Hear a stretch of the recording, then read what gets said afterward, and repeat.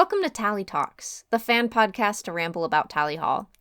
I'm your host Emma, and today's episode is brought to you by It's Furple Guy, the biggest fan. This episode is going to be a bit different, as it's not just a recording, it's a collection of stories.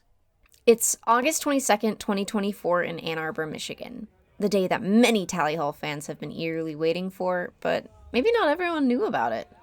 Or sometimes people ask me, well, what is Sonic Lunch? Sonic Lunch is a concert series through the summer of local Michigan bands, which are put on by Ann Arbor's radio station 107.1 and the Bank of Ann Arbor. The reason why there's a connection to Tally Hall here is the radio host of Treetown Sound, Matthew Altruda of 107.1, has a strong connection to the band members. Each year he tries to get Tally Hall to play Sonic Lunch, but he has not been successful due to the fact that Tally Hall has not been a band for 13 years. Sometimes he's been able to get solo performers from the members of Tally Hall, and that was the case we thought for this year. Andrew Horowitz was announced to be an opener for Antoine Stanley of Wolfpack, and Matthew did a great job of building the hype for the Tally Hall fandom. Because as time went on, we realized not only would Andrew Horowitz of Tally Hall be there, most likely he would be joined by others. Bora Karaja and Ross Fetterman, who are both Tally Hall, basically. The collective fandom hype and hypothesizing of who would be there just kept snowballing. And it was pretty exciting to have not one, not two, but 3 Tally Hall associated members. As mentioned, tons of people were hyped. And in the hours leading up to the Sonic Lunch concert, there was quite the crowd gathering in the outdoor Liberty Plaza. There were fans exchanging bracelets and meeting each other, and just being able to bond over their shared love of Tally Hall. Hello, my name's Julia. I'm on Twitter as Silly Juice, except it's spelled like Jooce. I am a Tally Hall artist, mostly. That's kind of the whole reason I got Twitter. Let's go. Unfortunately. I'm not happy to be there. I have made a Tally Hall card deck. I'm at Sonic Lunch with Emma. Yippee! And I've done like a diorama thing and a doodle that people liked. Yeah. I don't know what else. My name's Julie. I've got 3 different pitches in my ear. I was born in a hospital that no longer exists. I am from British Columbia, Canada, and I flew all the way out to Ann Arbor as a graduation/birthday gift. So it's all about me. And you have the amazing Bora parody shirt. Yes, I do. You can't see it. Probably if this is vlogged or whatever. It has my name instead. So And purple. And it's purple. Purple tie. And it's purple because we're all purple ties. Real. I didn't want to infringe on anyone at all. What are you most excited for? I don't know. Just the fact, just being here is pretty cool. The fact I get to see any of them live. Yeah. With my mother isn't here right now, but we're both really into Tally Hall, and it's nice to get to do this before the end of the summer and see people who I've really come to look up to, in their musical abilities, and have encouraged me to, I guess, unintentionally, involuntarily, encouraged me to pay more attention to the music I listen to, and I don't know, I'm really excited just as a whole. I'm happy to be here. Yippee! I'm happy to see you, Emma. I'm happy to meet you, Julia, and to see you now. How are you doing? What are you most excited for, Emma? I'm just also been excited to be here. Being in Ann Arbor has been pretty surreal. Yes. I have to agree. It's already been fairly surreal so far, but I am excited. Seeing them set up right now is pretty rad. I mean, it's just tech guys, but tech guys are awesome. I know. I've been here since 6 a.m. 6 a.m. solid or 6 a.m.? Dang, I got here at around 7.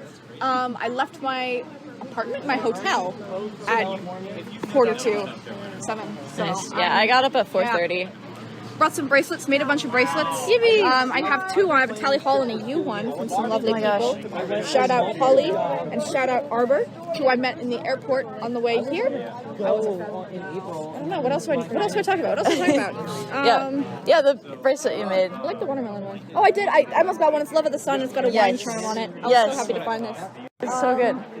I make my own jewelry, so making this was very fun. Making all of the bracelets and such.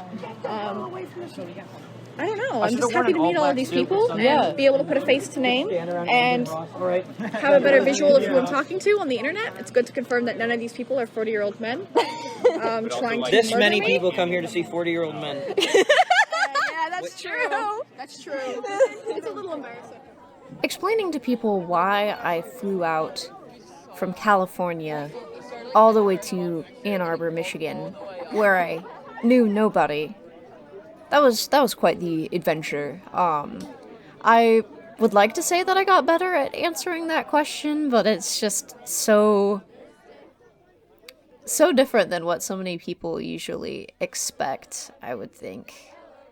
So many other people traveled there too. And so there's a lot of questions like, what is going on? Why are there so many people here? And from all locations around the world, honestly. I think it ultimately comes down to connection, though. Like, you wouldn't do this for a band or for a person that you didn't necessarily connect with. There's a lot of bands where I love the music, but I'm not as deeply connected, where I wouldn't travel this far for just to hear some music, I guess. Tally Hall was such a unique band in the fact that their innovations of, like, having an online presence really paid off. Sounds like it did not pay off in the early 2000s to be creating an internet show and a bunch of skits. But unintentionally it created the, like, perfect YouTube algorithm connection for people to find this band and see all of their silly shenanigans and all of their progress videos from making their album. I found the band during the pandemic, and I know from that era and onward, there's just been more and more people finding Tally Hall and all of the associated side projects, like Andrew Horowitz's Edu, with Sketches 3D. I love you, Sketches 3D. But with the current state of the internet, people are able to grow connected to this music and to this band in such a unique way during, especially the pandemic, this time of just great isolation. Being able to just watch videos of college students in the early 2000s goofing off and pursuing a career in music when you're kind of stuck at home and don't have that option at all. Like, I think for that had felt freeing in its own weird way. And there's such a unique fandom around Tally Hall as well.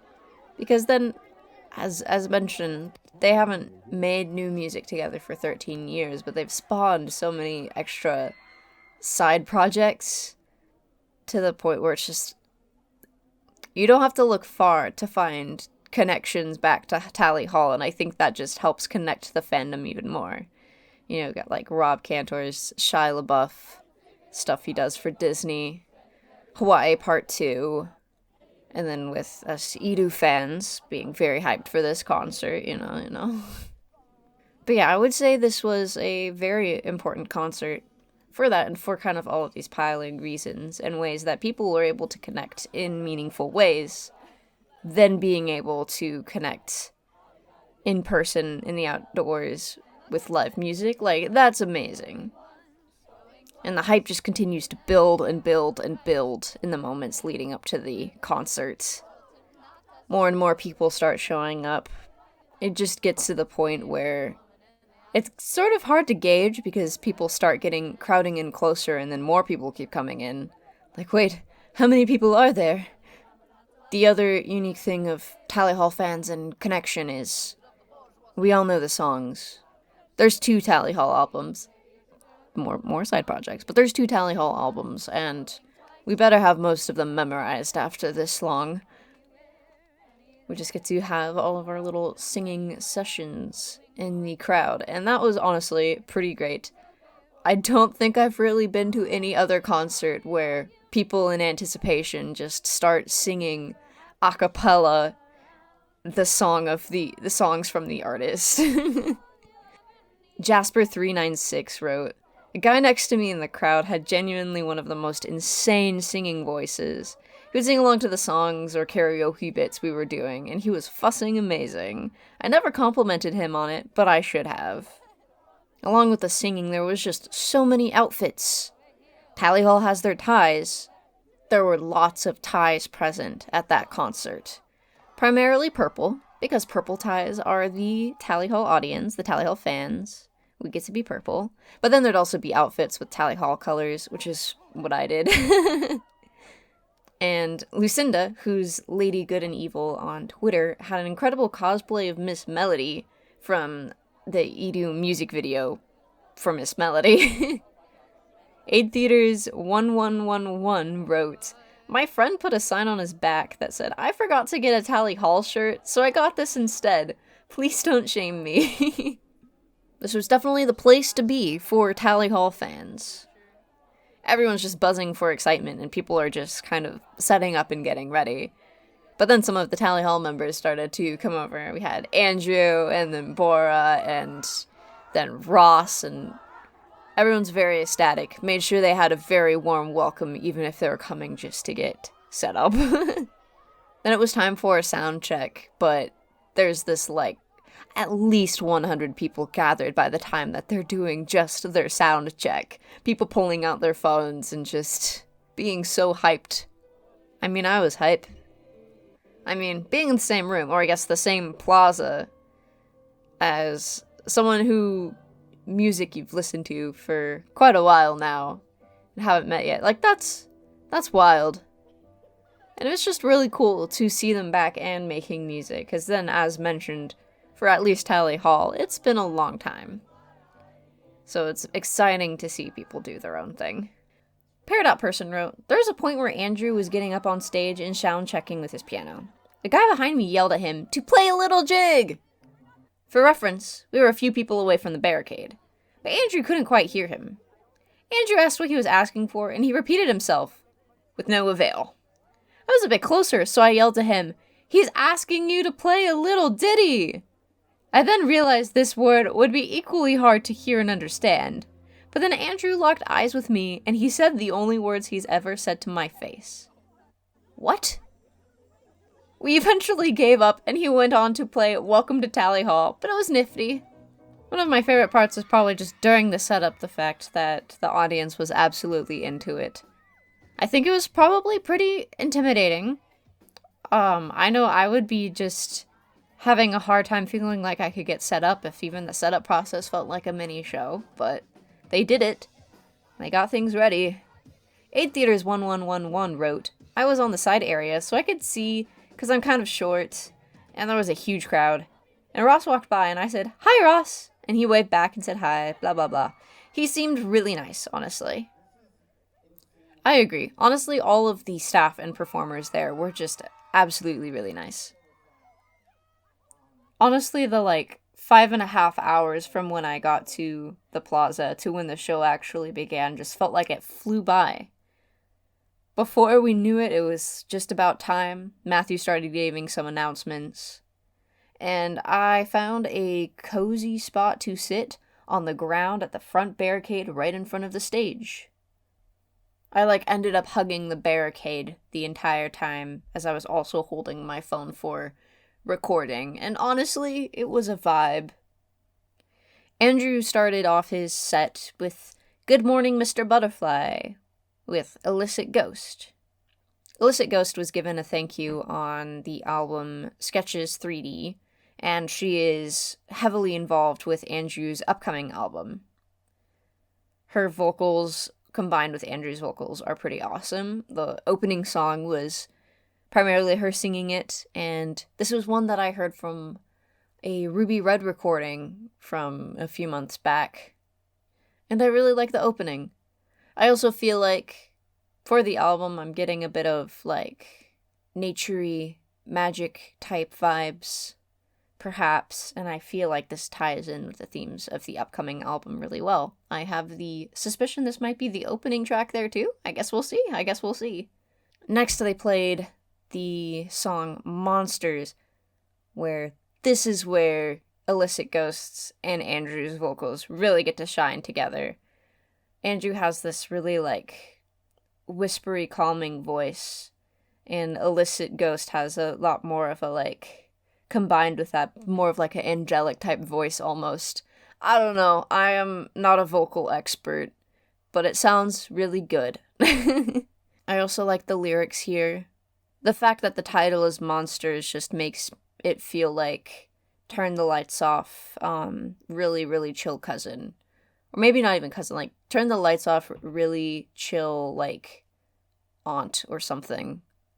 After that song, we had the absolute banger, Fishes. I love Fishes. If Fishes have 1,000 fans, I am one of them. If Fishes has 100 fans, I am one of them. If Fishes has 10 fans, I am one of them. If Fishes has 1 fan, I am that fan. If Fishes have 0 fans, then I'm dead. I love the instrumentation on this, and I love the vocal distortion that Andrew has, and it just is really groovy, and I cannot wait for when this is finished and out on streaming, and I can just jam. I also really like Fish, so that could be a huge contributor there. Then, Hey You. It's fall. I think it's the reason we should change it all. I love Hey You. For the one Sketches 3D song that was played, I was jamming. I was so happy. Hey You is such a vibey song. And for like August, where it's like the tail end of summer, almost fall, it's like, yeah, this is a perfect song here. I just love Sketches 3D. Such an absolutely cozy album. And I'm really glad that it exists on streaming and vinyl and all of that, instead of being lost to the void of just a handful of cassettes that were passed around. It is near and dear to my heart, and as this was playing, I was having just like a disassociative moment, like, oh my gosh, this is real. All the memories of me getting ready in the morning listening to Sketches 3D, like, in early 2021, flooding back to me, and I am sitting right here in front of the guy who sung it and made it and all that. Holy mole. Holy mole. But yeah, I was able to get over kind of that, like, initial shock just in time to be blasted with Taken for a Ride. Tally Hall, Taken for a Ride. Taken for a Ride, absolute banger. I love all of the songs that Andrew does vocals for on Tally Hall. I mean, I love, like, Tally Hall, so it's kind of just the same thing. I like Tally Hall. I mean, I like Tally Hall in general, so he could sing anything, and I would be happy. But Taken for a Ride, heck yeah, man. He also had the button to press to play the vocals for Rob, Zubin, and Joe, the tally button. And so you could hear their voices on the chorus, and that was really cool. It was a slightly shortened version of Taken for a Ride without the whole, like, ending part. So instead of having an ending part, I then got blindsided by the third part of Fate of the Stars playing. My Fate of the Stars is the best Tally Hall song, and no one can change my mind on that. And the ending part is very special to me.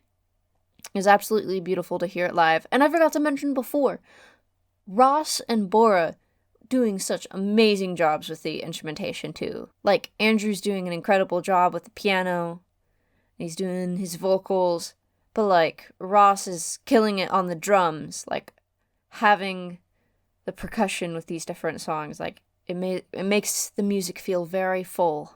It makes my heart very happy. The Bora's got his guitar as well. Those three combined with the pre-recorded tracks, I don't know what the official term for that is in concerts, but those three together was a nice trio to fill out these songs. And I was crying during Fate of the Stars. because holy moly, this is real! And this band means so much to me. After that, Andrew lets us know he has a couple of new songs to play, as well as a few other things, and he gets into Worlds in My Head, which I heard apparently might not end up on streaming, and if that is the case, I'll be very sad, because I really like that one. I had listened to it in the concert recordings before, because I want to say Andrew last did a Sonic Lunch in like 2016, or maybe it's 2019. I don't know, it was a bit ago. And he played that one, it was an earlier version. And then we were able to hear the more recent version with the Jukebox the Ghost concerts. But all that is to say, I love the instrumentation on it, and it just feels very peaceful and kind of like, maybe not otherworldly, but just kind of like being able to just be content with where you're at, floating around. And yeah, I think with the theme of just worlds in my head and kind of retreating into your own space, that could still contribute to feeling a little otherworldly, maybe. Either way, I love that song too. My problem with trying to provide commentary on songs, though, is just with each song I'm like, this is an absolute banger! I am jamming so hard, and my heart is full. Worlds in My Head also had an incredible Ross solo. He play it. After that, Illicit Ghost and Andrew did an awesome duet of the song You're All I Need. I think it's You're All I Need to Get By. It's a cover, but they did vocals going back and forth, and I really enjoyed that. That was pretty fun. Andrew noted he wasn't as solid on the words, but I thought it was still a really sweet cover. Then I became emotionally devastated, but in a good way. Someone Will Be There also made me cry. It's such a very sweet song, and Illicit Ghost does an incredible job of the vocals for that too. And for a concert where I'm just feeling all of these connections of just community and being able to see all of these people and see how far all of our stories have gone, like, this is such a perfect closing song for that. Well, almost closing song. Wasn't the end yet. Because we still had Whole World and You. The classic, for the more popular Tally Hall songs, having the audience singing along was also awesome. Whole World and You and Taken for a Ride are like absolutely perfect ones for that, because it feels perfect with the studio recordings as well of having a crowd singing along. But yeah, that was pretty rad. And that was the moment too where I decided to stop sitting on the ground for a moment and look up and around. And there was like hundreds of people. Everywhere was packed.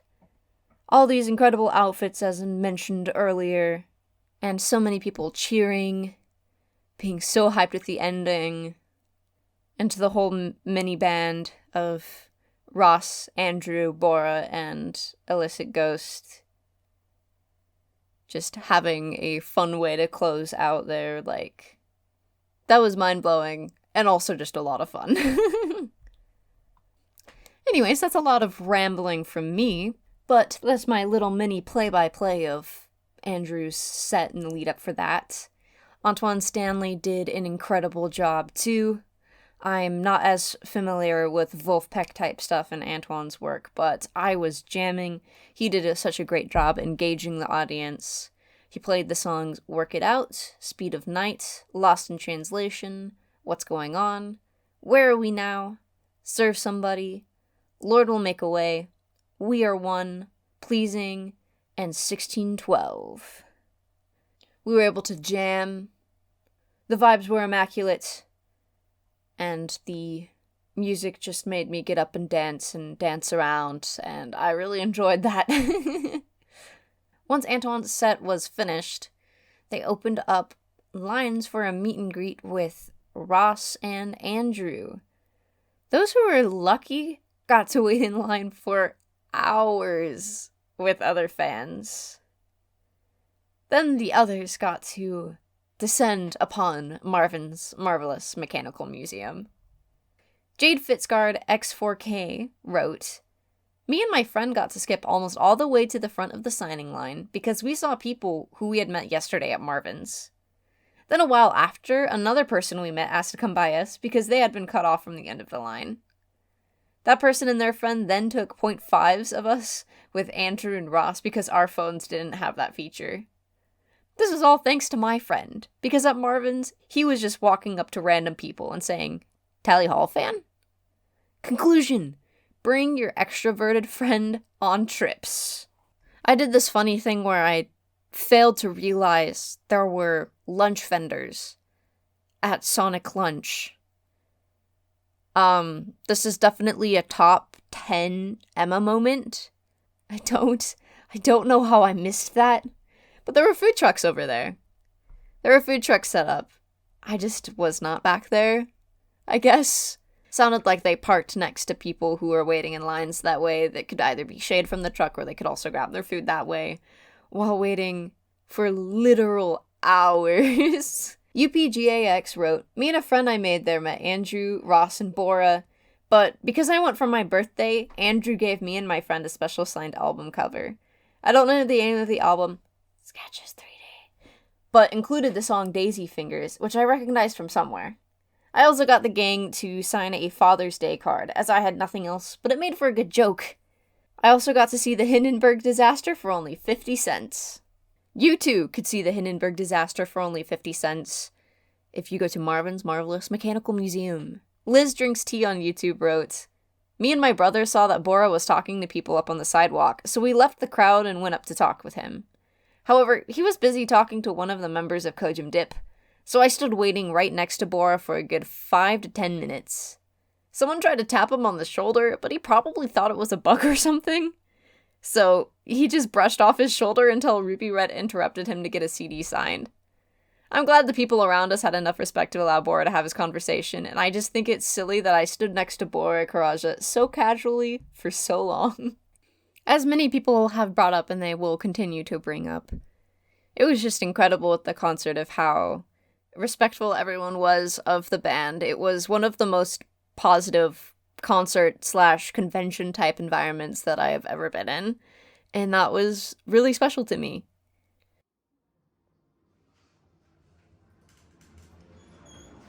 The night after Sonic Lunch, the museum is just scattered with people in purple ties. You can just look around and you just immediately know who is there, absolutely confused as to why there's so many people there this random Thursday night, and who there is an absolute Tally Hall fan. Every corner of that space was filled with purple ties. And then the day after, everyone in there seemed to just be wearing Sonic Lunch merch that they got from the day before. It made it pretty easy to find Tally Hall fans and just walk up to them and ask them random questions. You know, I had to go on a quest to find the most true Tally Hall fans of the entire museum. See, I don't know about this whole Tally Hall band. Personally, I liked Joe Hawley's band before that, Huey Lewis and the News. See, when sports came out in '83, they really came into their own, commercially and artistically.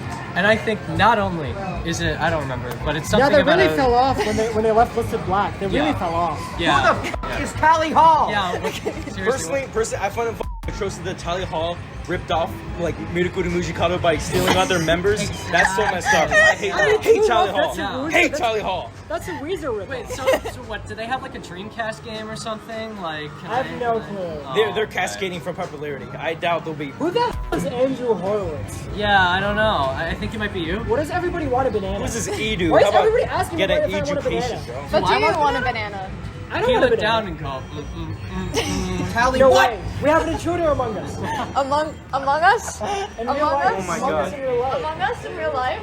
No way. way. Us?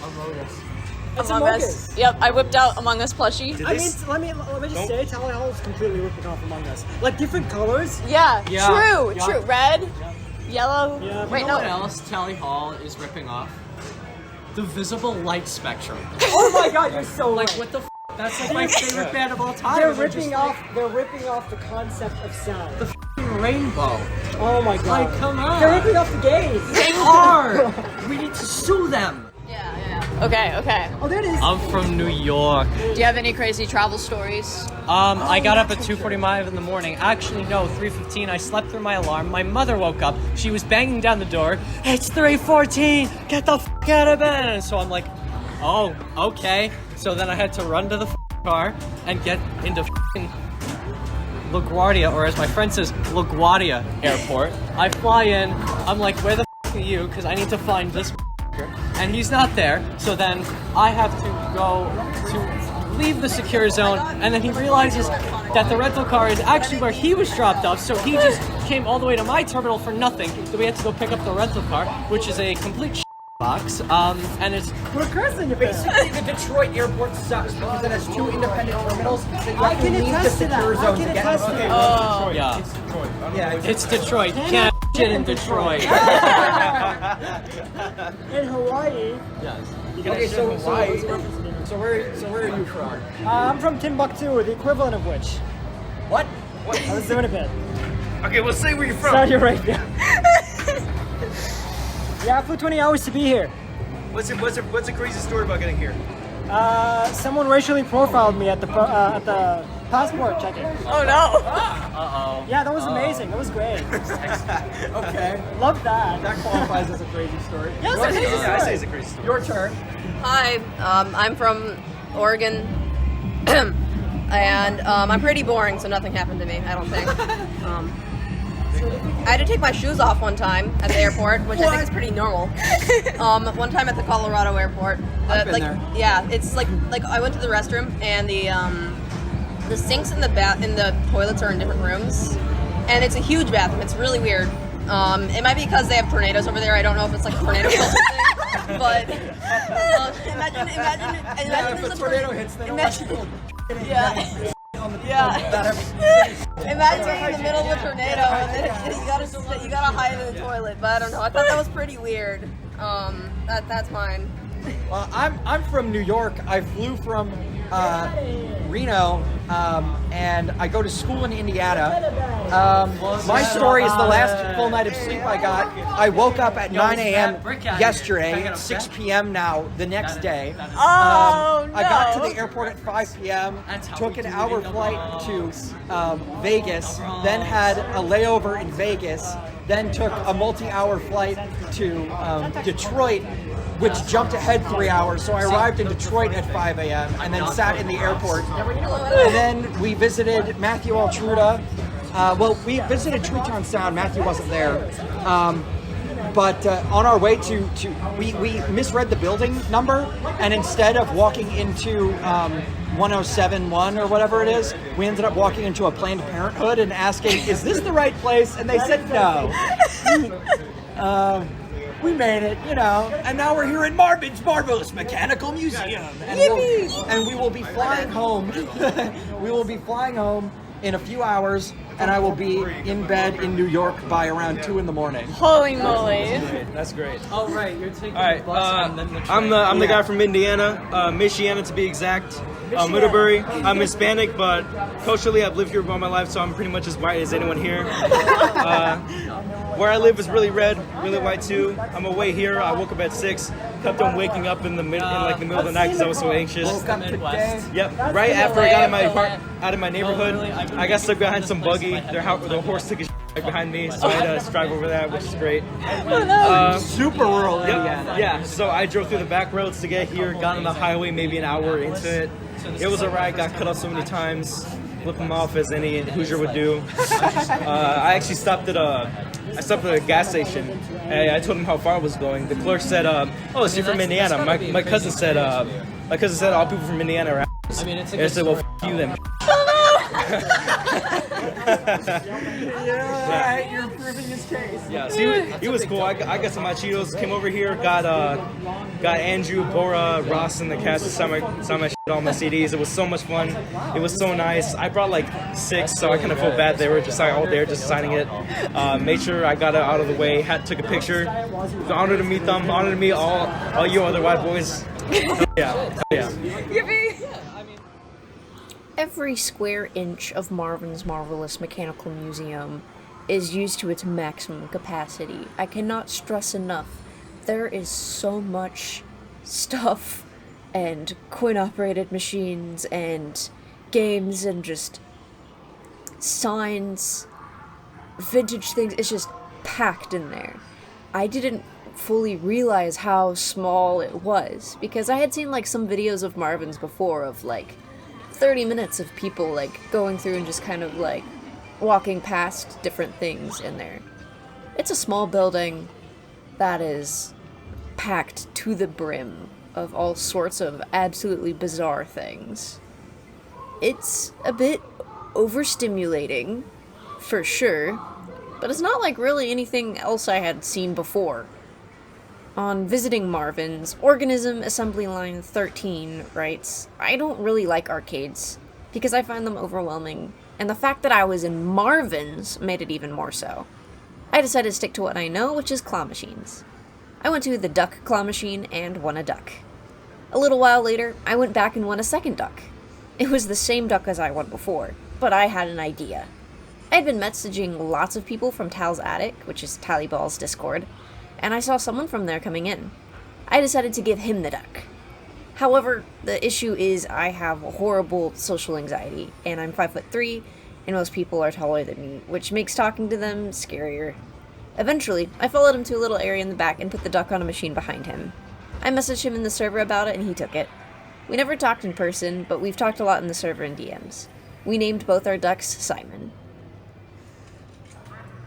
As mentioned before, there was a lot of Tally Hall fans in that building. It was fun for people to be able to share their favorite parts from the concerts, but then also the interactions they had.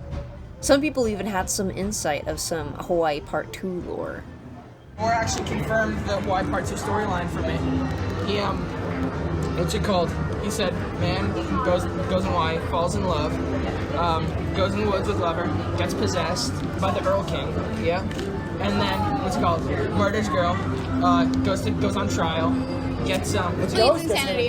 goes on trial, pleads insanity, goes 15 years, gets out, goes on a raft, dies in the ocean. Did he go to the electro Well, yeah, the shock therapy, and then gets What did he out. correct you about? What's it called?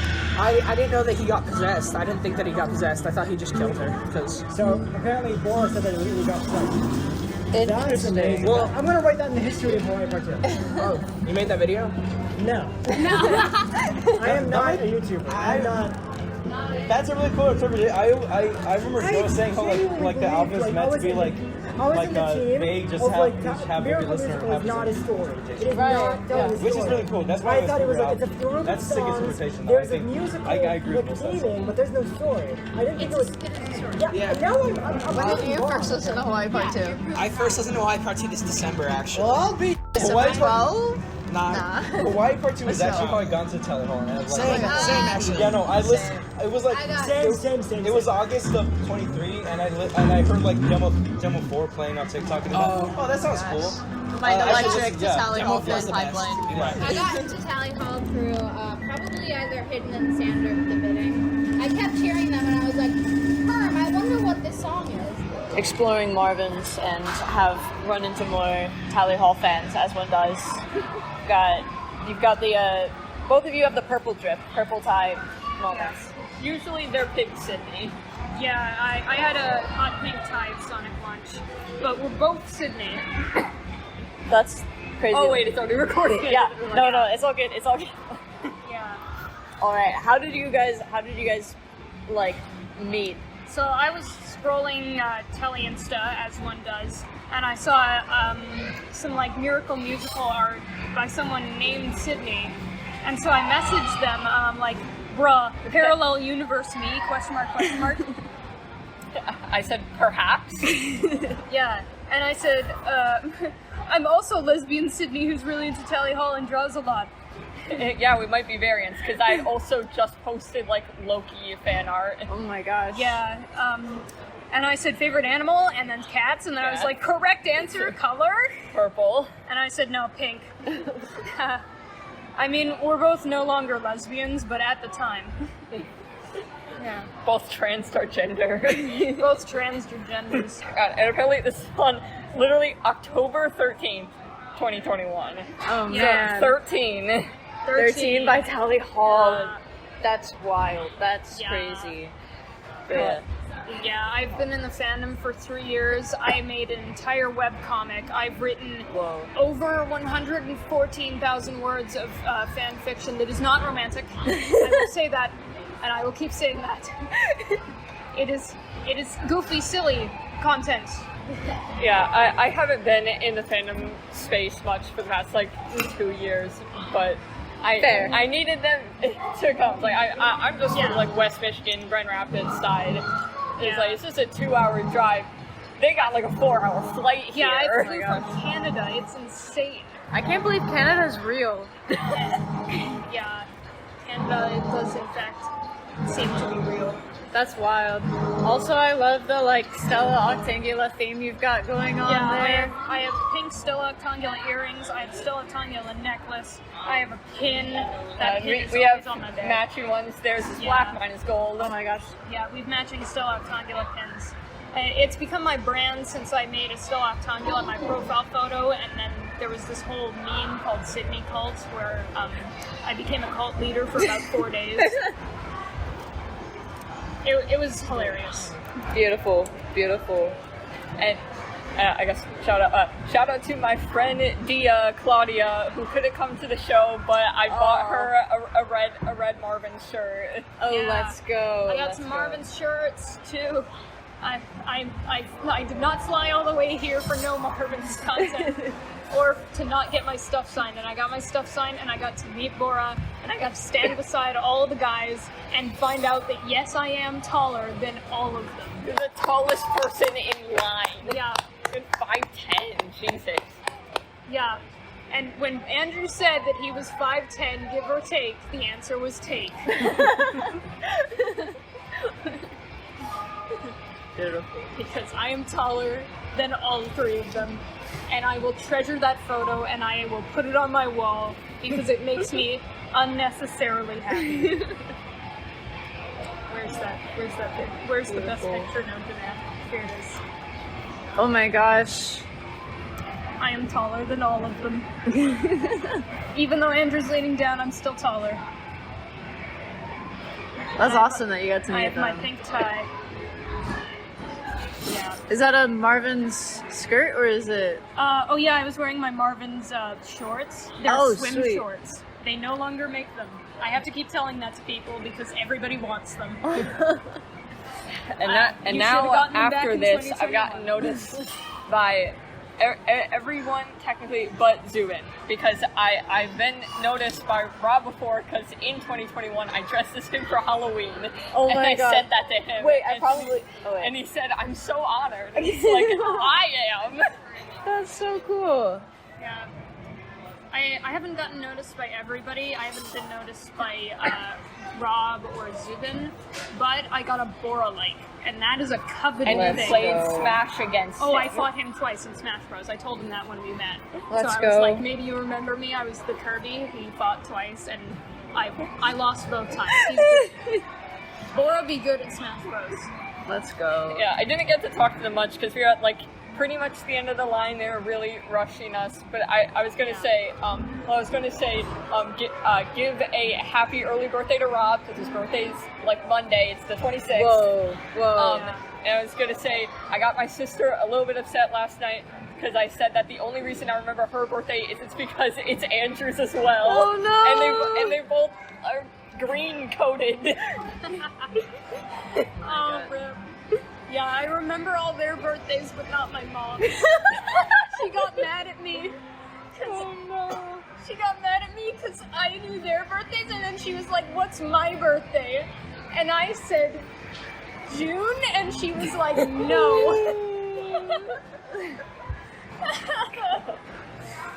Oh no. Unless you guys have more things to share, I can pause it there. But I'm just compiling. Should we do trivia dump? Trivia dump. I know all yes. the trivia. Yes. You said you know. You said you know the name of the chinchilla because I read through a 2005 Q&A online at Cause Archive, and I read every message. The chinchilla's name is David Kofi, if I am not much mistaken. Let's go. Also, Andrew and Joe broke the air conditioner. Quote, it was a joint effort. Someone asked Joe if he was the lead singer, and he said, perhaps. That would make Rob the gold singer and Andrew's maybe the helium singer, because he read it as lead. He read it as lead singer, so he's like, I guess Rob's the gold singer then. Oh my god. Andrew can be the helium singer. And I've read the one medical journal that Ross wrote purely by himself, because there's a few that he wrote with other people. And I read it because he made it very easy for people to read, so people will know about vaccines.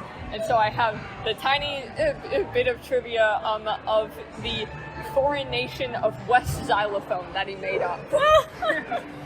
Yes, Ross Fetterman from West Xylophone.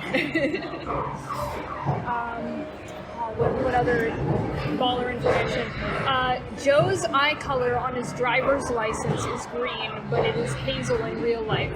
He be tweaking. I don't know what his deal is and why he thinks his eyes are green, but they are hazel. I've drawn it enough times. I've looked at enough photos. I know they're hazel. I have proof. I have multiple photos of proof. But that makes me and him have something in common in that we both have the wrong color eyes on our driver's license. Mine says gray. They are not gray, they are blue. I can see. They are blue, yes. We got Matt. I got bracelets for Andrew, Bora, and Matt. I'm sorry, Ross, I didn't think to make one for you. But that's, during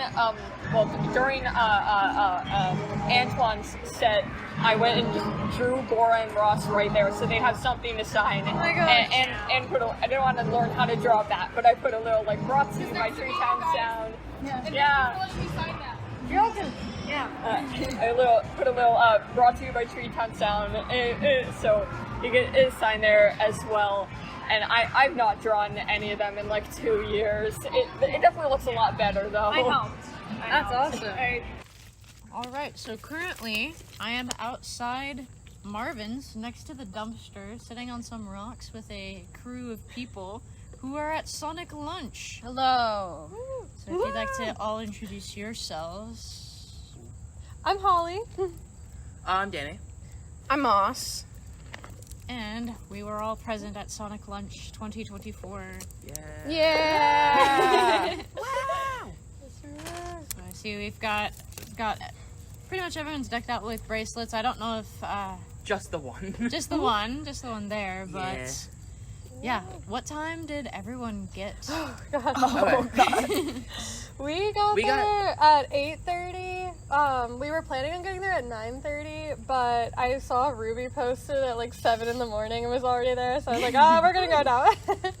I got there slightly later than Emma, which is around like 7. Yep. So that's fun. Me, Ruby, and her friend, we all got there exactly at 6 a.m. We arrived, and there was a family there who had been there since 5 a.m. We're like, okay, this is impressive. Committed people. But it was incredible. It just kept, like, it got crowded there really fast, probably around like 8, I would say. Yeah. I think like from the time we got there at 8:30 until I would say like 10, people were kind of milling around, and then by 10, people were pretty much reserving their spot. How many people do you think there were there? Oh, I'm bad with like estimates. by the time of the concert. Yeah. I wasn't looking behind me much. I think like at least 200, probably more. Yeah. It wasn't the crowd, but how many people would have been in the line? And people were like, there was people right in the crowd, right near the stage, but then there was people everywhere behind, to the point where there was like lines for the bathroom. It was kind of ridiculous. It is, yeah. I heard from some of the Sonic Lunch crew, it wasn't the biggest crowd that they got this year for a show, but the line afterwards for signing was by far the longest they've ever had. And then the line got cut off at one point. I wasn't able to get any. Well, I was able to get something signed by Bora. Fun story about that. When I was getting something signed by Bora, right? So I had my camera on the ledge, and I ended up knocking it off not once, but twice. But it survived, and we're good. Dropped your camera like 6 feet down 2 It was. times. I'd say it was like 5 feet. But Not still. fun. I mean, it's regardless. still gonna do damage. Like, it's, The lens cap got stuck on, but that's kind of it, and we got it off. But yeah, I think what time they started sound checking at like 10, I can check 10:30ish. People- It was 10 actually. At the beginning, the people were honestly singing more than the musicians. Like everyone, there had to have been at least 9 different songs people sang. Yeah, let me see. Well, I are have you- a list. So Poor Andrew. Poor it was Andrew. fun. I think it was fun, but he was definitely intimidated. he had the most. He had the most polite. Thank you all for being so dedicated, but please shut up now. Yeah, what were you singing? Were you singing "Welcome to Tally Hall" again? Yeah. And he was Probably like, for the "Thank you." second time. Yeah, because it was in between when the main act was like sound checking, and then they went off for a bit, and then we all started singing just like a cappella style. Okay, but the main act was amazing, Yeah. and I'm glad how respectful all the Tally Hall fans were of the main act. I was kind of worried about that. Yeah, they had like such a good energy and like really commanded the crowd. But I have down we sang "Welcome to Tally Hall," "Ruler of Everything," "Banana Man," "Just a Friend." When people were singing "Banana Man," someone grabbed a banana out of their bag and was holding it up, and everyone started cheering. That's That was beautiful. crazy. I was trying to make out what the cheering was, and I could not figure that out. We were actually right behind the guy in line. We were behind the guy that brought the bananas. Right. So after Two Love, what was next? It was "Dream Sweet," "Mind Electric," "Taken for a Ride," and then Andrew, when they went on and started sound checking, played the "Welcome to Tally Hall" little riff. Also a bit of "Spring in a Storm." Don't Using forget it. that. And then he played "Spring in a Storm." We only made it like through half of the first verse. People and screwed up so badly. People Oh my God. people were so off time. As someone who sings that song quite a bit, I know it's difficult to get that timing right, but that was really funny. Yeah, and then we all sang "Welcome to Tally Hall" with Andrew playing, and that's when we got through the first verse. And he was like, "Thank you, like we're done now." Okay, we need to actually get down to business now. Right. So the show, what was everyone's favorite parts? I mean, you have to choose one because I'm evil. Hi, Evil. I'm Emma. The Wow. Bora Heart Hands is No, iconic. Bora's iconic. We all know this. All of his guitars and the bass were so cool. They were I so love cool. the Were those the guitars that he played back in the days of yore? I have no clue. That is not my area of special interest. Very possibly, though. I would imagine so. Okay, if you hear cicadas in the background, those are cicadas. So apologies about that. Maybe we'll use a Will Wood reference. Will Wood reference. Maybe we'll use a noise gate or something. But so my favorite part had to have been "Taken for a Ride." Yeah. I love "Taken for a Ride." That's one of my favorite songs. And everyone was singing along. Well, not the entire time, but it was really fun. Yeah, I loved when Andrew forgot the words. That was so cute. Because I heard him saying something different, so then I like stopped singing. She's like, "Oh, did I mess up?" And then he was like, "I forgot the words." Yeah, like he is not singing English right now.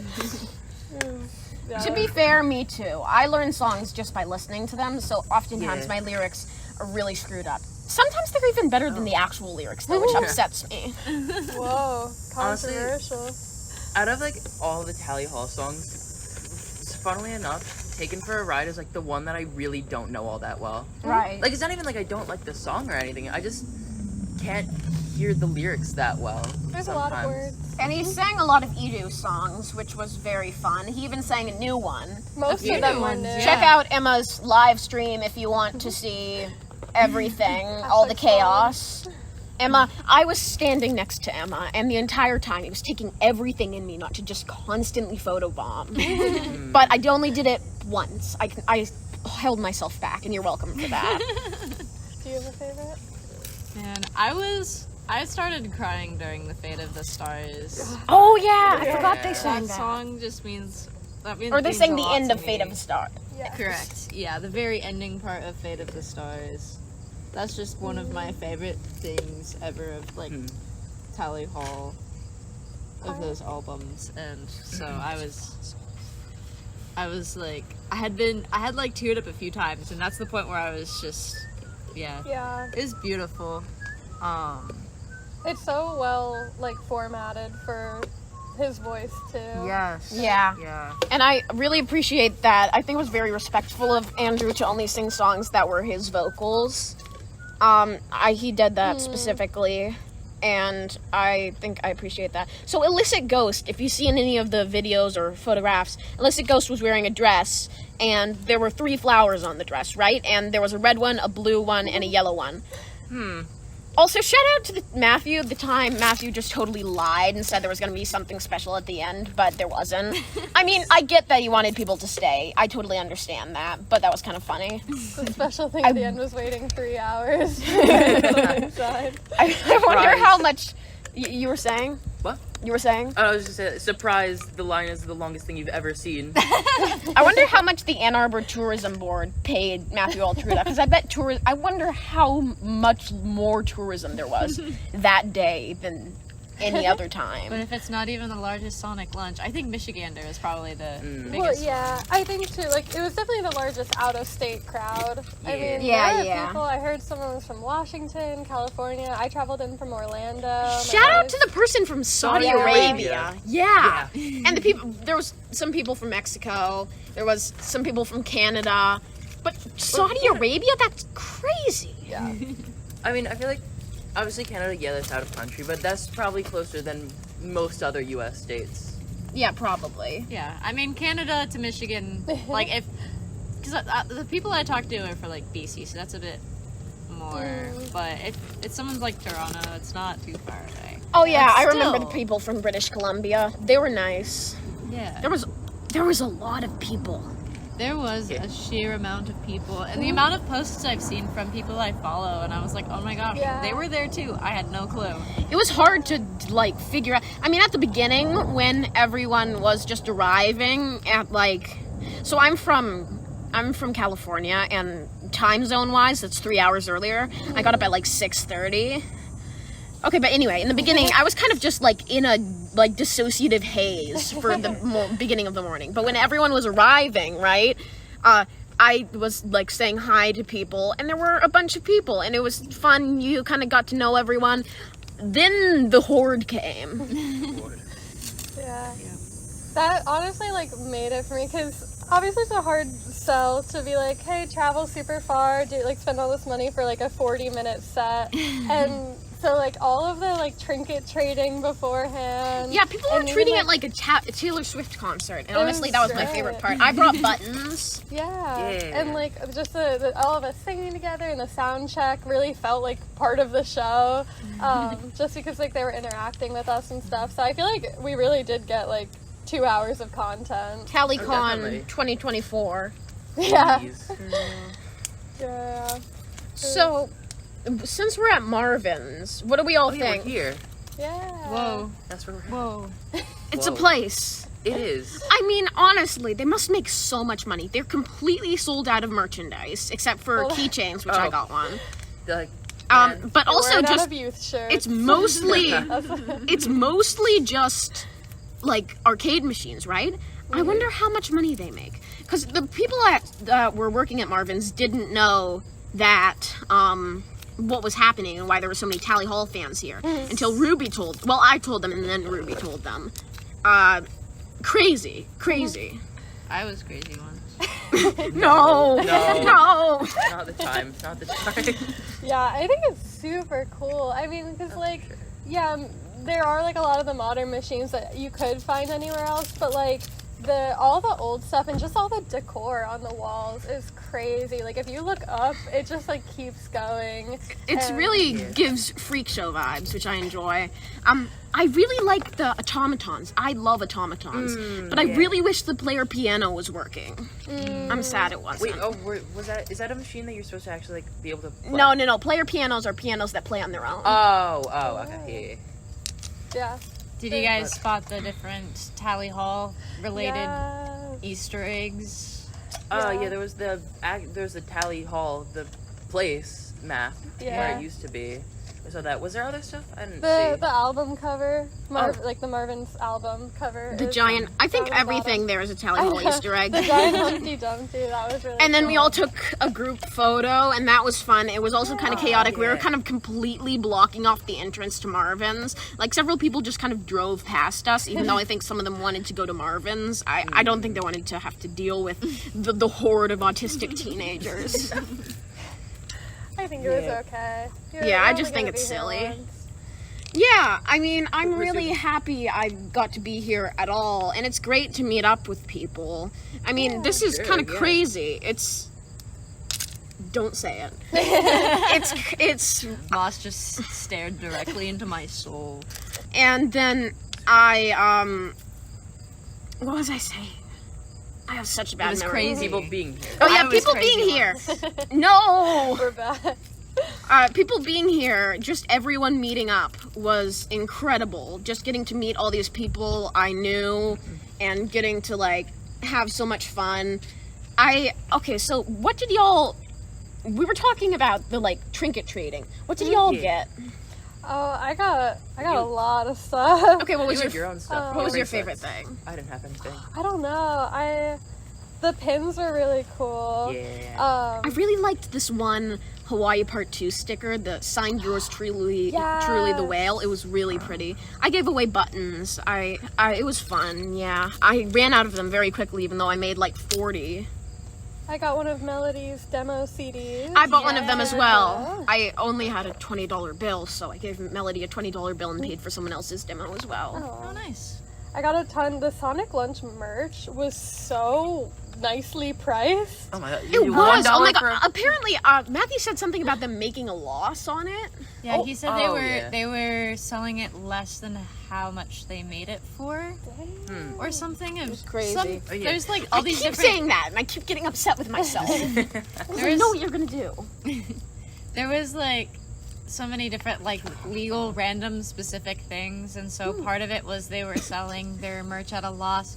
Another part is no one could legally help them set up because of how the bank's insurance works. So that way you don't get sued. Like that you're not suing the bank because you tried helping move something. And you so got even injured. though everyone wanted to help with things, it was like legally, no. Okay, but remember when the bank guy, the head of the bank, came up and started talking about the interest and the deposit rates of different accounts at the Ann Arbor Bank? That was so funny. Because none of the people there were, a few of the people there were from Ann Arbor. He was joking about it where he walked up and he was like, we're gonna, like sponsored by the bank, we're gonna talk about the rates. When was that? It was like, I think, in between sets. Correct. Oh, yeah. I don't remember that. Do you? Were we No, I don't remember. I feel really bad. I don't remember their name, but someone drew a sticker. The same person who did the sticker of the signed yours truly the whale drew stickers of all the band members. They signed them SS. Those were beautiful. Oh yeah, they're all beautiful. What's crazy about that is after the concert, I ran into someone who had the artwork from those stickers on shirts. They didn't know the artist. They didn't know the artist was there, but it was just that same art from their store. Whoa. Crazy. Also, shout out. I can't stop saying that. We were in line, but behind a couple people that were wearing the Hawaii Part 2, like Hawaiian shirts, and they designed them. Yes, that's so cool. MC and Caitlin. They're so cool. Both of them are so cool.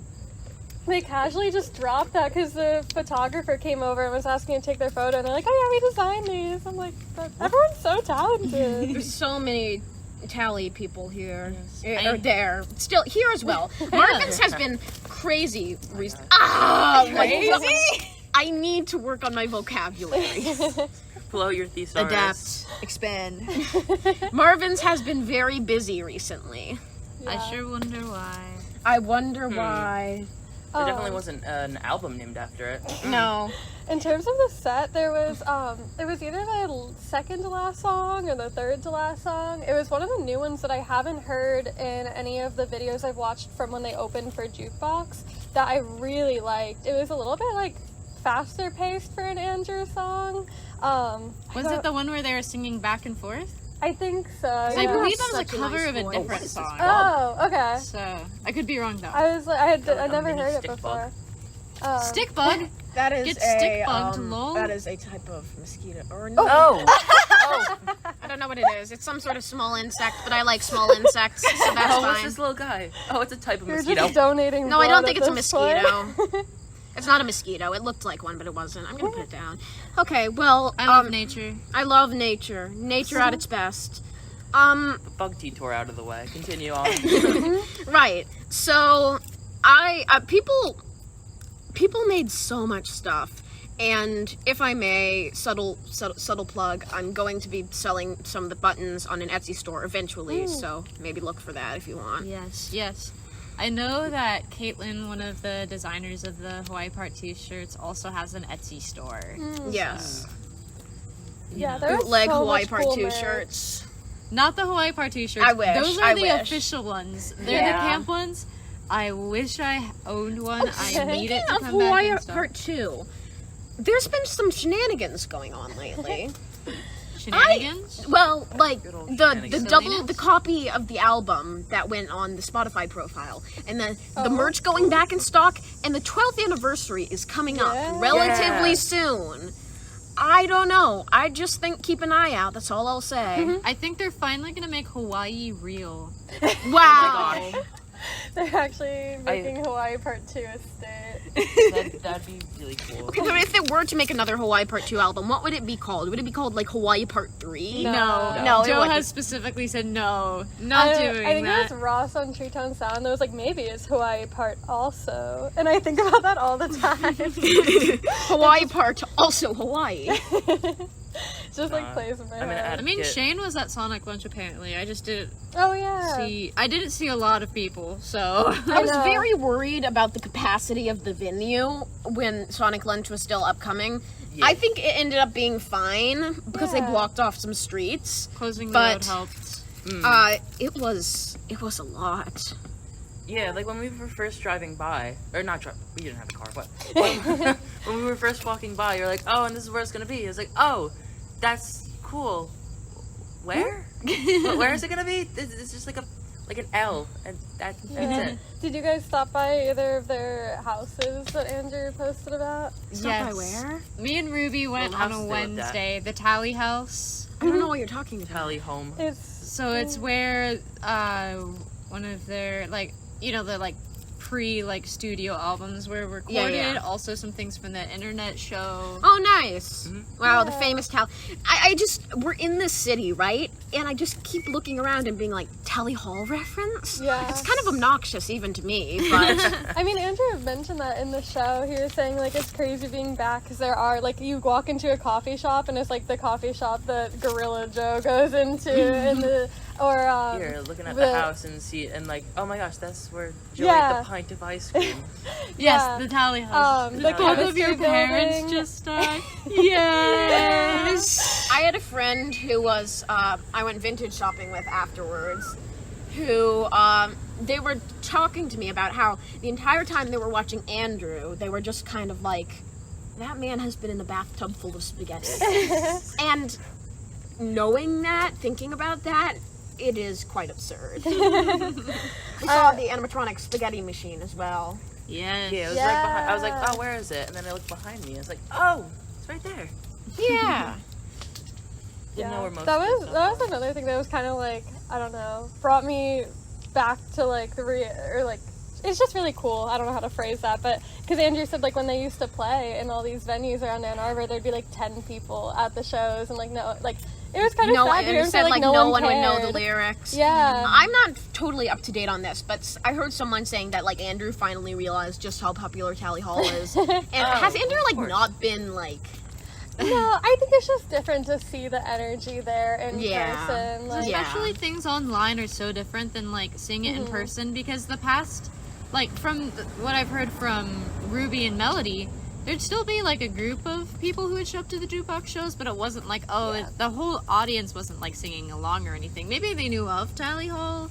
There's like once it was playing they recognized, but they didn't know exactly who they were. There'd be like there'd be a group of like 20 dedicated fans for sure who'd be coming just for them. But this was just such a different thing. And I think part of it's definitely on Matthew's part. For sure, yeah. Oh yeah, Matthew, I talked to him afterwards and I was like, thank you for shilling for this so hard. And he said, you're welcome. And that was the end of our interaction. Yeah, I think it's very easy these days. Like, there's a very low bar of entry to listen to a song, to stream a song. Everyone has some kind of subscription or can get songs in whatever way. But it's a big difference to actually spend money, time, and everything to get yourself there. Like, that takes a certain level of dedication and care. Yeah, come all the way out to this random city in Michigan. Speaking of the random city in Michigan, they weren't kidding about the arbor part of Ann Arbor. There's a lot of trees here. Yeah. So how did y'all get into Tally Hall in the first place? Oh man, origin stories. So we kind of have a funny, like, back and forth, like, way of, like, elevating each other's, like, interest in the band. So we both kind of, like, found out about them, or, like, listen to some of their songs at the same time. I was in a car ride to go to Topgolf for my 13th birthday, and then my friend had like the aux cable, not the aux cable, but was like kind of controlling the music, and he played Banana Man, and he was like, I think you would like this band a lot, and I was like, oh my gosh, this song is peak, I love this so much.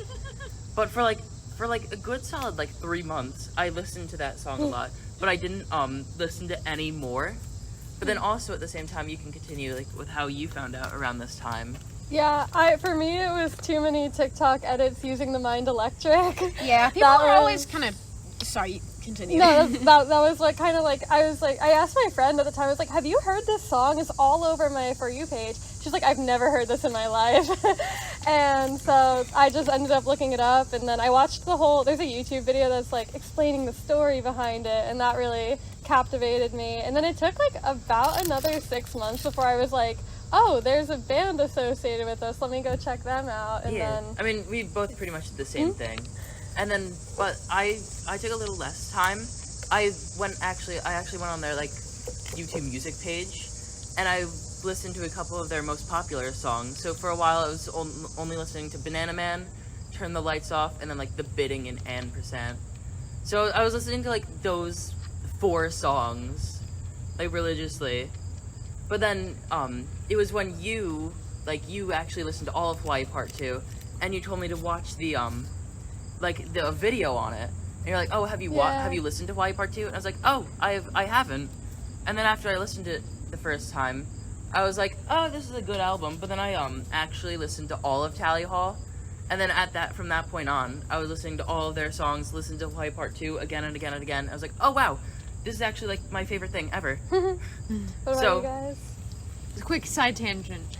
You called it ampersand. Do we have a division between who calls it and who calls it ampersand? I call it and, but I'm cool with either, honestly. Have you ever tried to get Siri to play it? Really putting in the car, play and she will not. It never works. Playing Blank Space by Taylor Swift. No, what? Literally. I think it says on Hidden in the Sand. It's pronounced and. I don't know. That's what it says. That's what I've gone with. I also call it and. Yeah. I used to call it and, but after I heard more and more people call it ampersand, it kind of caught on. You see an ampersand in the wild? Is that a Tally Hall reference? Yeah. R.I.P. the music video. Lost media for real. Could have had it. Could have had it all. Could have had it all. What's your origin story? Oh yeah. Well, I'm wearing my sticker. My friend was working on a Bill Cipher animatic to the Mind Electric. I was very deep in my Gravity Falls phase, and it's kind of making a resurgence. This summer has been so funny. Tally Hall and Gravity Falls 2020, is that you? Gravity Halls. Gravity Falls, side Tally tangent. Falls. Why are so many Gravity Falls fans also into Tally Hall? That's part of weird. I want to blame Lemon Demon for part of it because definitely Neil worked on the show. Definitely. So the silly internet music guys. The other thing is, though, if you never know. There could be an alternate universe where if Tally Hall was performing for Happy Monster Band, Disney animation, Gravity Falls Disney animated, Gravity Falls Tally Hall, Gravity Falls Tally Hall resurgence? It should happen. We gotta make it happen. The first week of August was insane because all the stuff was happening with the Book of Bill and the website, and I was trying to keep up with that. All the hype was happening for Sonic Lunch with Tally Hall, and it was the 10-year anniversary of Five Nights at Freddy's. So I was like stretched thin, trying to work my full-time job while also trying to keep up with all the different things. I feel that. I also just got randomly slammed with like a Chapel Roan fixation in the middle of all of that happening too. I was like, I think I'm just going to fall over and explode now. Okay, so my origin story. I was at camp, right, with some people. They had an MP3 player that was like just full of what I can only assume in hindsight to be like the type of music I like now. Anyway, so a lot of it was Tally Hall. So I just randomly, they were like, listen to this music, and I just randomly selected a song which happened to be Sacred Beast. And I was like, I really liked chiptune at the time. I still do. And I was like, this is really good. And then I didn't think about it again for maybe a year. Anyway, so I went to residential, and someone was like, you would like Lemon Demon. So I looked into it, and I was like, this is good. And then I saw on Spotify recommended, and I was like, hey, didn't I like that one song by that band? So then I listened to it, and my autism hasn't been the same since.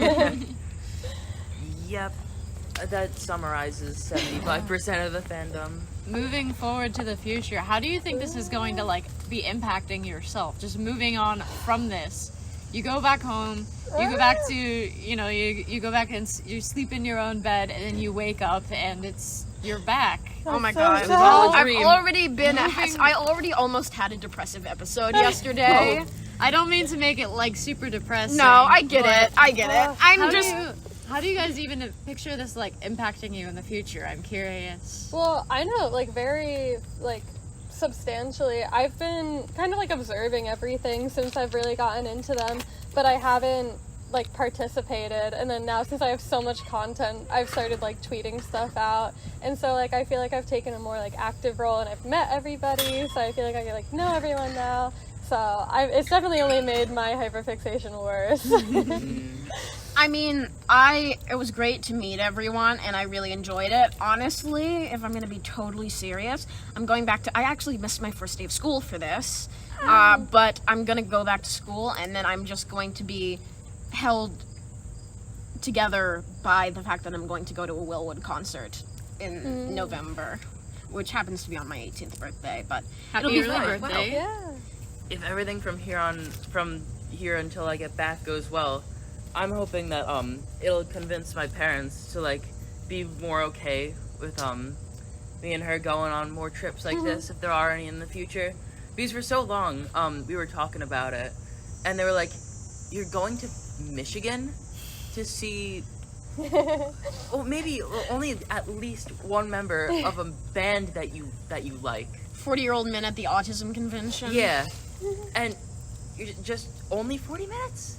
Yeah. Like, and my dad said to me, even if the Beatles had a reunion tour and they raised John Lennon from the dead, that he wouldn't go to Michigan to see them. And I was like, Dad, you don't understand. I would love to see zombie John Lennon. Wow, I can't talk. Yeah. But it was, I was like, Dad, you don't understand. You don't have the right kind of autism to understand why I need to do this. But eventually, they weren't really like, no, you can't, but more so just like, you're crazy. You really want to do this? And I'm like, yes. We want to go. This is gonna be a cool bonding experience for both of us. And like, well, if you're willing to pay for it, am I? I should probably say you're my brother. Oh, yeah. That's like important context. Yeah, no, what do you mean? You're my mom. I got called his mom at the airport. Oh my gosh. Oh no. It was brutal. I'm only 7 years older than him. Like, come on. I don't look that old. You don't. But yeah, the TSA guy was like, Mom, can you step in front of the camera? I was like, oh, okay. Yep. Oh, Let's go, son. We have a flight to catch. And for pretty much this whole trip, we've been joking about it. It's like, oh, is that all right? Is that all right with you, son? I'm like, yes, Mom. But yeah, I definitely think like I've never done anything like this where I like, take off from work and go and like just on a whim, it's not like a set in stone. We didn't have tickets. We didn't have anything to say like we will get a substantial return from this. It was all like, I think it'll be really fun. I think we'll meet people. So it definitely like increased my confidence. And to it do was. it again. It was. Oh my gosh, there were so many cool people here. There was I was like, so many cool people. It was weird being at a place with a bunch of people that everyone just like meshed with each other so well. Because in my area where I live, it's just like everyone seems so dull. Like I feel like I have like a small friend group, not because I'm like scared to talk to people, but because they're like the only cool people in my school. I was like, oh my gosh. Well, this was incredibly fun. Honestly, this is probably the best fandom experience I've ever had. I don't really go to conventions or anything, but I had a great time here. And I'm quite sad that it's over, to be honest. Yeah. Emma, you wanna, or either of you wanna go on with how you're gonna cope with the loss of Sonic Lunch? I think Emma's up. Something I was going to note, just jumping back, thinking about like just how positive an experience it was. Definitely shows you that how the positive sides of the internet, I would say, of being able to unite all of these people, but also that the negative parts, they're just that's the loudest, but it's not the part that matters the most. Right. Yeah. It also reminds me of that the loudest. Yeah. It's only the loudest because people naturally fixate on negative things. So when there's even just like a decently sized amount of it, it might not even be the majority, but it's just, oh my gosh, all of these people, everyone's like this, and it's very easy to generalize. Right. For the people that are actually dedicated and care about the actual material the most, got together, and it was really positive and really fun. Yeah. Rest in peace to the people who weren't able to make it today. Rest in peace. That was what I was gonna Purple Girl, rest in peace, Tal. Rest in peace, Project Letters. Others. We did take a photo with a bunch of I printed out photos of them, and we took photos of them in Marvin's. For those who weren't able to make it, though, I just hope that it does also show, like, just giving hope that it's, like, even if the loudest voices can tend to be the meanest, it's not the ones that matter. Right. Yeah. And I think it's just such a beautiful, like, just seeing all of these people here showing it, like, I hope that gives hope to people too, even if they couldn't experience that in person. It was wonderful. Like, I made so many friends just of people I had never met before. Yeah, I went out, hung out with one of them afterwards. There was a shop somewhere in Ann Arbor, like in the basement of this building, that was selling CDs for like $1 or $2 a piece. Yeah. So I just bought whatever looked interesting. It was great. Yeah. And I think too, it's just like so many stories that I heard, like talking with people, is just like being in this place, also just like in that environment. Some people are like, I feel like I can be myself.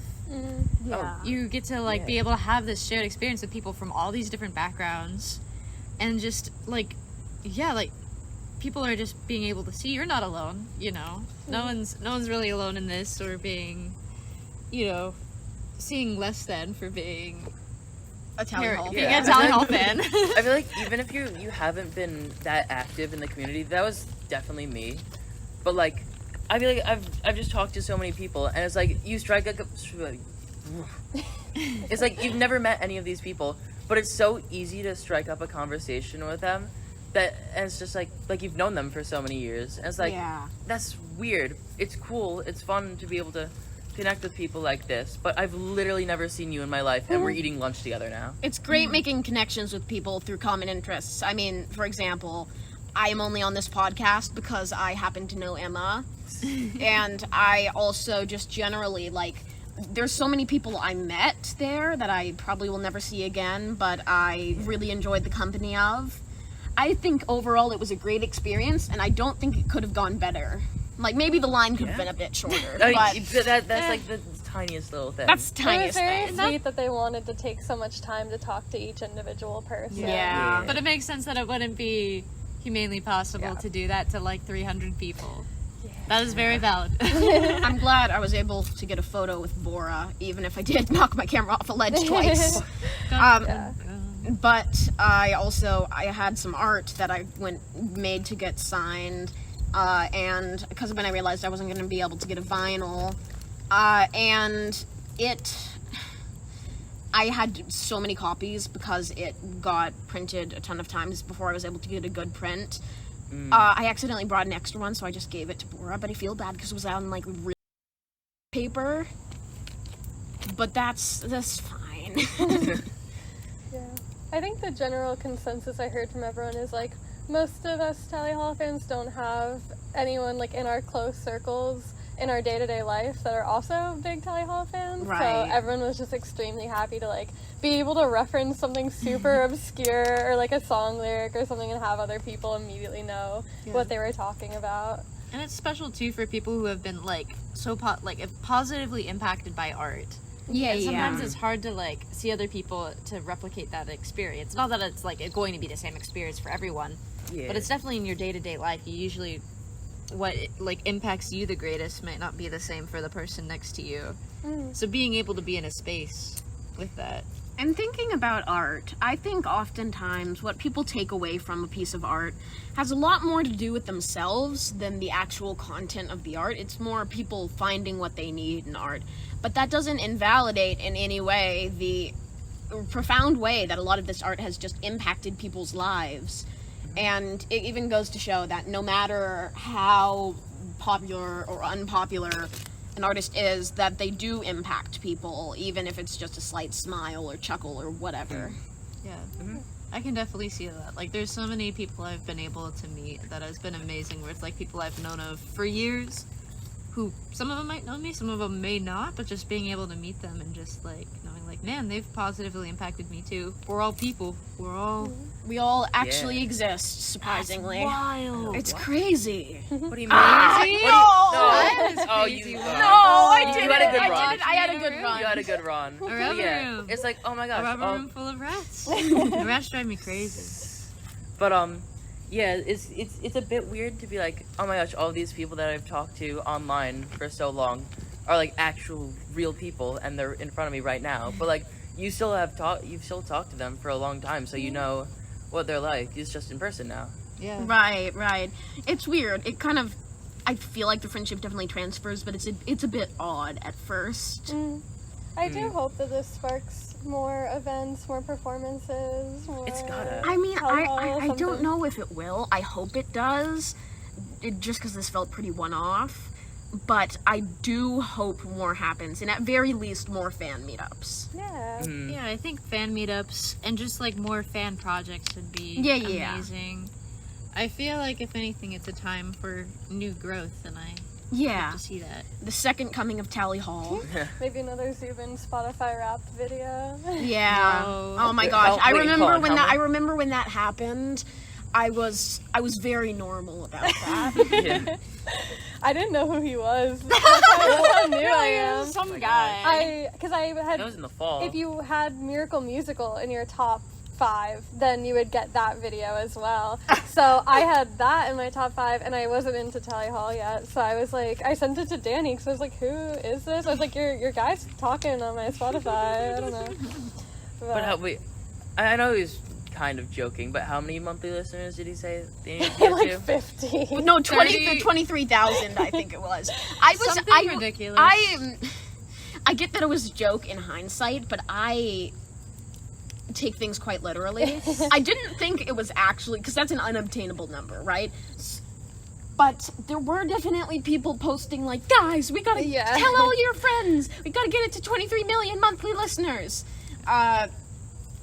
I mean, didn't happen, obviously. It isn't true. Like I said, I've not even been a fan for like a full year, but listening to old Treetown Sounds that like Ross was on and stuff, Matthew would be like, you guys are at 125,000 monthly listeners, like that's crazy, and now they're at 4.7 million as of right now. Yeah. And it's like, that's a substantial number to have that many passive or like active and passive listeners, and then this active of a fan base, like that's nothing to scoff at. No, it's definitely quite impressive. And also, apologies if I sound distracted at all during this recording. There are fossils in the rocks that we are sitting on. But it's very impressive that they've gotten to such a large number.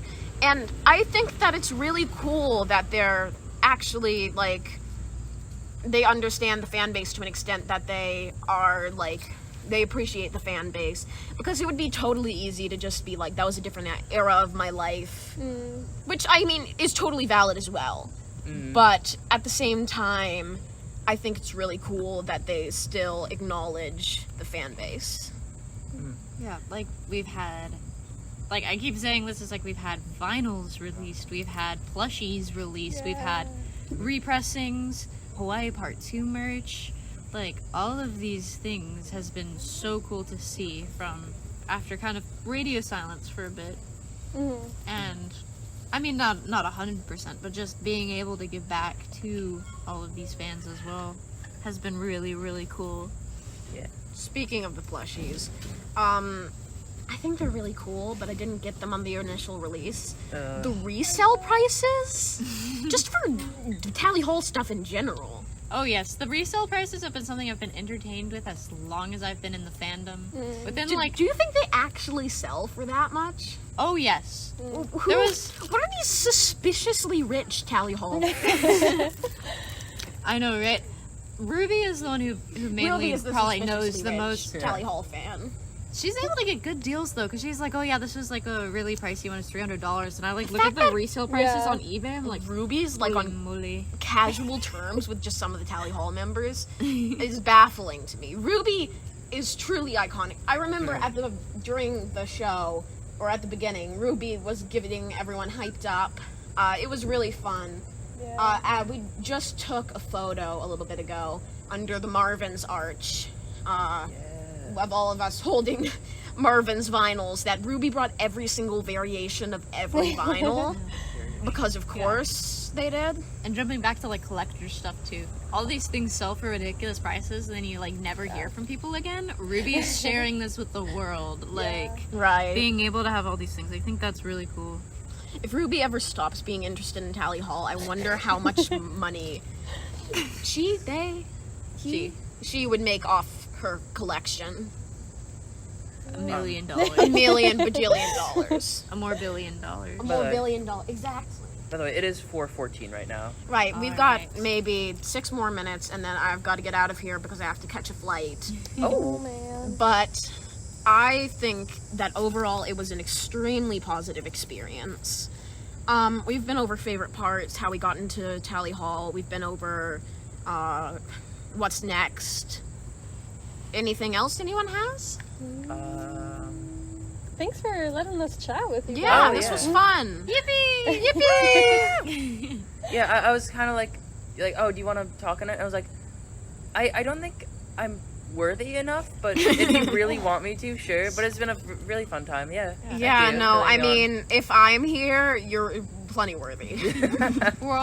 Everyone's just people though. Just silly little everyone guys. Has their own stories and perspectives. I mean, whether you have like 50,000 followers on Twitter or you just rolled up. And for the record, to sibling. just get rumors straight, Joe was not there. No.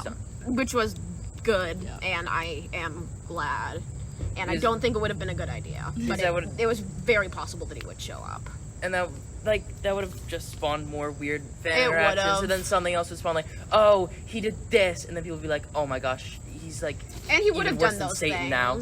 He would have done those things, but I think it was very wise. I think that when they had the whole band meeting, that's probably what they talked about, or at least part of what they talked about. Maybe. Just like, how long ago was that? I don't know when that was. I'm gonna be honest. Most of my Tally Hall news comes from Tally Balls. Not always accurate, but it's I kind of like take it, look into it further, but Tal presents sources, which is nice.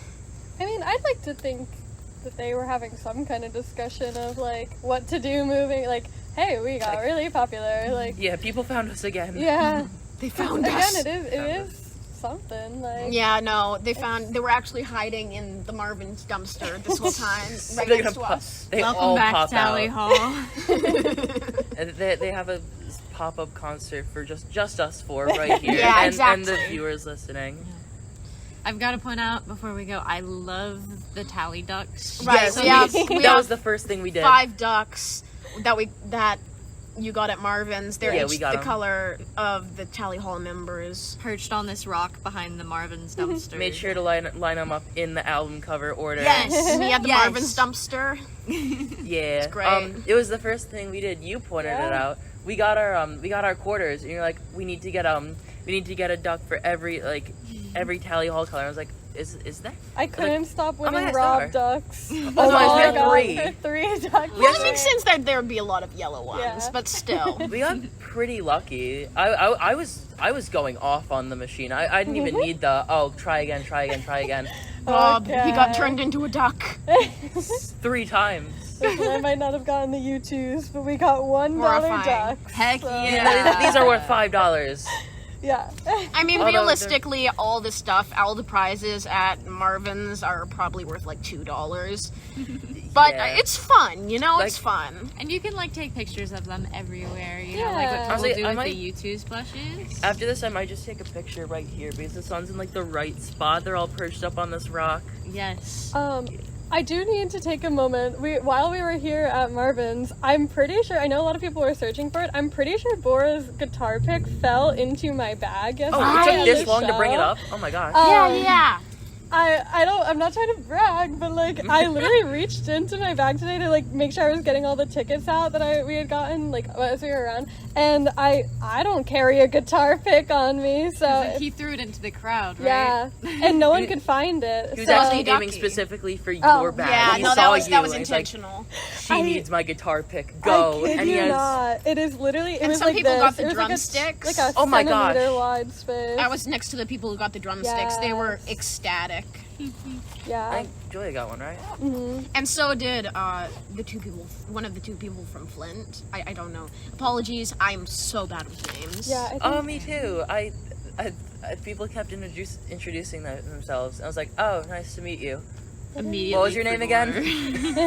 Yeah. Well, there's no. also the mix between Twitter names and then real names Right. and stuff. Happy Tally 24. Happy New Year. Happy New Happy Year. New Year's. Merry birthday. Tally. Happy start of a new era. Happy start of a new era. That's Yeah, Reunion this is definitely a sparking point. Because I think just being able to see how many people are dedicated, it's gotta spark something. I think. something. I'm keeping my eye on Hawaii Part 2. So. Oh yeah, December 12th, everyone. Yeah. Keep your eyes open. Keep your mark your calendars. Book flights for Hawaii. We're all meeting up. That might be a bit too far. No, we can't. That's not gonna happen. For the record, do not go to Hawaii. No. Okay. Bye. It's gonna be really funny. Bye. Hello there, I'm Project YBTFC, but if you think those letters are a mouthful, then just call me Project Letters. My pseudonym is Wiz. Now, this might be the least qualified discussion of Sonic Scrunch you've ever heard, considering I wasn't there. I was an attendee of the live stream that Emma did, and I was a moderator on that, and I also turned up as a picture, but I wasn't actually there in the flesh. This means I unfortunately can't speak from any experiences I had there, but I can say this is the first time that the sheer size of the Tally Hall fanbase has been shown in all its glory. Even back when they were active, there wasn't this much hype for them. Now, this isn't to say that they weren't completely aware that their fanbase had been growing. It's clear they've stated it multiple times. The difference here, though, is that everyone who attended Sonic Scrunch had to care enough about the band to want to attend a live show with just 3 of the members. And it is very clear that Andrew, even with the knowledge that his fanbase had been growing, did not expect this many people to turn up. You have to remember that Sonic Launch is just a small local event. Having people from all over America turn up is wild enough, let alone from places like Saudi Arabia. And on top of that, it didn't just end at people attending, but at people waiting in line for ages just to get things signed by them. It must have been insane. Andrew and friends had opened for Jukebox the Ghost before, so why was him opening for Antoine Stanley bigger than those previous events? In part, the credit definitely goes to Matthew Artruda and his hype that he built for it. But in my opinion, the hype he built in his radio show would have meant nothing if it weren't for the creators surrounding him taking what he did and transforming it. Tally Ball, Amazing Purple Girl, Matronics, and Peridot Person's news, theories, and updates definitely played a role in building the hype for this event. And I seriously can't thank those members of the community enough for that. There's really work to show the members just how much we appreciate them, and that's a great thing, really. As for next year, I can't wait to see what's in store, but it's very unlikely that I'll be attending. I live in the UK, and next year I'll only be 17. This means flying to America is just not really something on the table. I never like to say never, but I would not bank any money on it. It is a shame, as I know it was life-changing for a lot of people, and would be life-changing for me too. I can imagine for those that did go this year, it was a really magical experience to be surrounded by people who love the same music as you, watching a band you never thought you'd see live. And to that, all I have to say is, oh my god, all I need is £900 and a trusted adult. Can somebody just give that to me? It's all I need. So in conclusion, as an outsider, Sonic Lunch really showed that we as a community rock. So keep up the good work. Hi, my name's Julia. It was on my shirt. There's so much that I could say, but I fear that it's going to end up being a broken record. I, like many other people, was so worried leading up to Sonic Lunch. I was worried about what might happen. I mean, there's always been tensions. There's tensions in any fandom, but I noticed it particularly actually leading up. And I wasn't the only one kind of paranoid about what could happen. It's so easy to focus on the what ifs. What if it goes wrong? What if it's terrible? What if everyone is screaming at each other? What if people, whatever. But what if it goes right? And that's what happened. It went so right. It was such a privilege to get to be able to go, because I came from the west coast of Canada, so I did like over 8 hours of travel to get there. I'm not trying to flaunt it, but just like it was, not a very simple process. It wasn't as simple as driving a state over or over the lake or whatever. And I'm so grateful that I could go and meet all of these people. Everyone who I met was so nice and so kind, and it was so wonderful to be able to share that space. I think there's something about live music and art in general that obviously brings people together. Yay, human connection.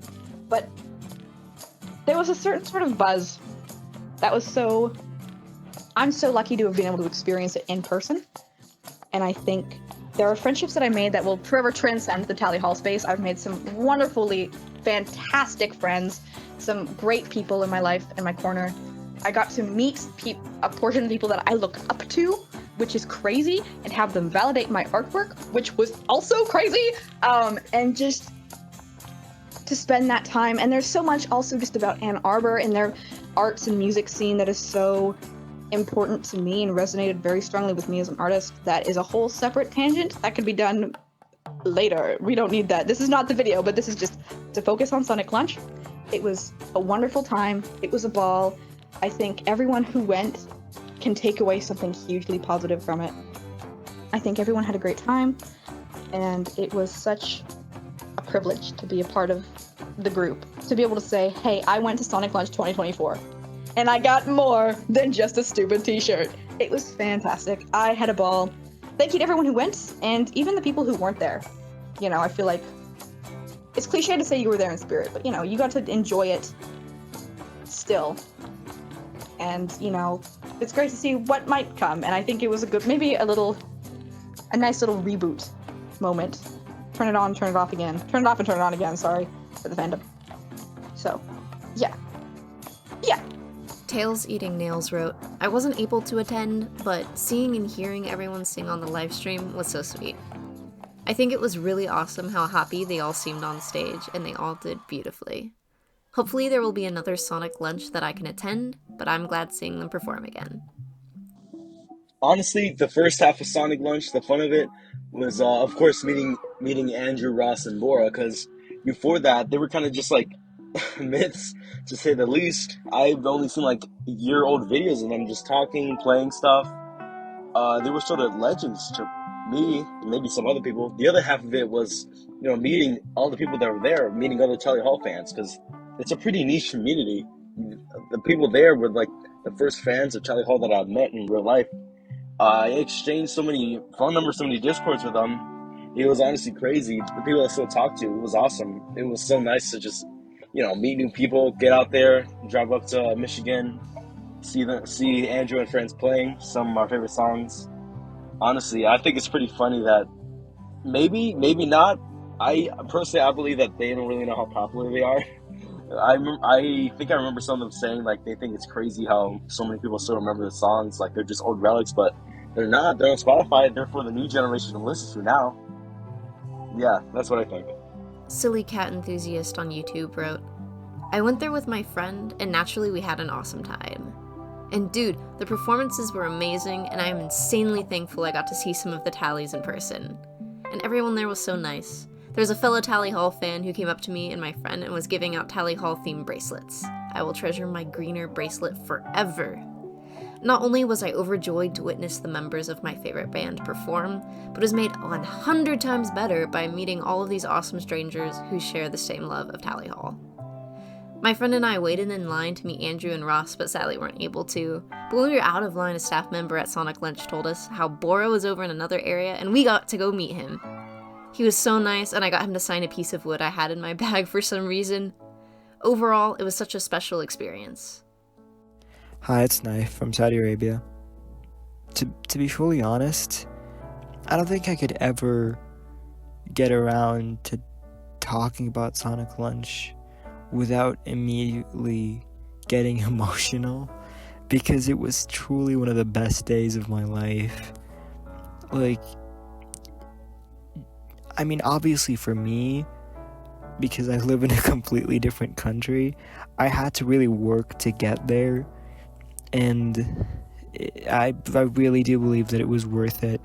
Like, despite everything, it was truly worth it. Getting to see Andrew Horowitz, who is, by the way, my favorite Tally Hall member, sing, like, Sketches songs live. And Sketches is one of my favorite albums. I mean, no, it is my favorite album, period. And, like, getting to meet him and tell him how important his music is to me, and getting to talk to Matthew and obviously Bora and Ross, and meeting so many like-minded fans, and I made so many friends from that day. And like, the trip to Marvin's afterwards, unforgettable. Absolutely unforgettable. I'll never forget the friends I made that day. I'll never forget the memories I made that day. I'll never forget the music I heard that day. Truly Sonic Lunch will live on in my memory as one of the best, most precious moments in my life. Peace out. I had the huge pleasure of going to Sonic Lunch last month, and it was honestly the safest place I've ever been in. Like, everyone was so nice. Everyone there, I loved listening to music. It felt like everybody just had the same vibe of just enjoying life. And, you know, I thought, this is paradise. I really do love the Tally Hall community, and I'm so happy that I got to see my favorite band, or even like half of my favorite band, play live together. That was a magical experience, and I have to thank the entire Tally Hall community. I've said it before, and I'm sure you've heard me say it plenty of times on this podcast alone. Sonic Lunch was a truly amazing experience, and I had a great time just meeting people there and seeing people that I'd only known previously online. And if something happens next year, I hope I'll be there. Natasha Cooper wrote, "As I couldn't go because I live in Brazil, I went to school wearing my purple tie. It was nothing much, but I was happy." It took a while to put together this episode. I think there was like some idea at first that I'd get this done August 26th. No, I would have not have finished this. This turned out much larger of a project than I first thought, but I am really glad to have put together this episode. But yeah, it just took me a while. I wanted to make sure that it would get out on November 5th, though. That was my ultimate deadline. The reason for that is that's the exact day I can pinpoint my love for Tally Hall beginning. Like, going from just listening to music to actually being invested in music, I can trace it back to a moment on that day.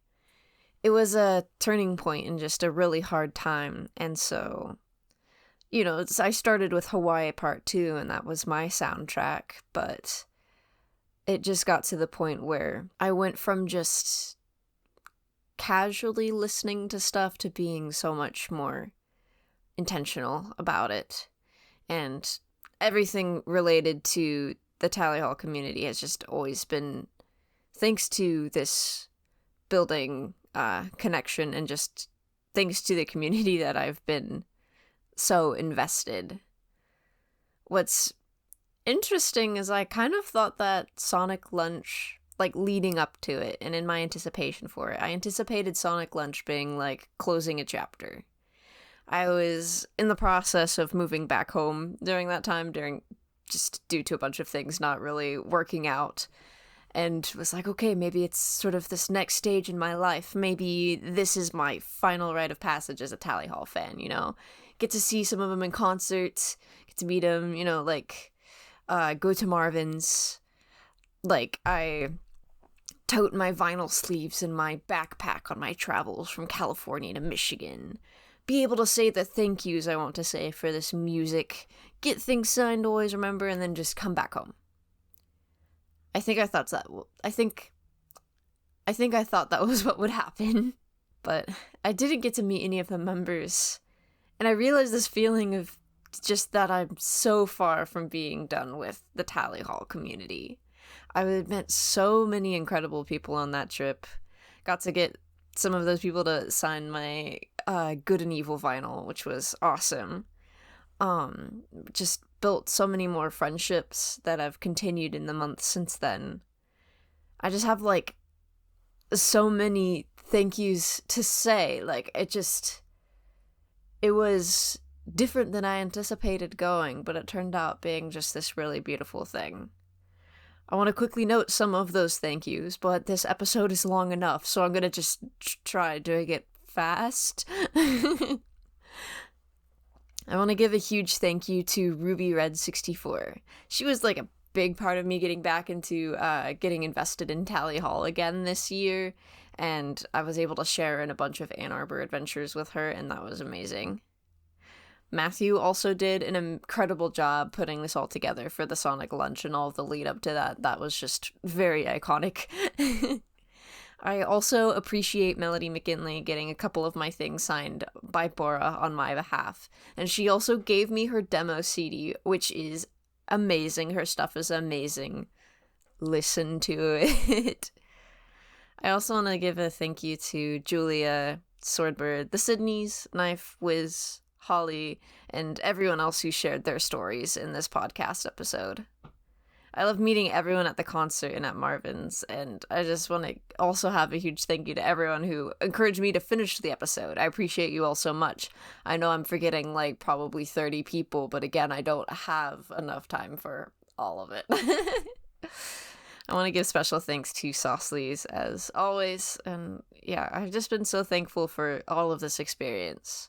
But yeah, you haven't seen the last of me.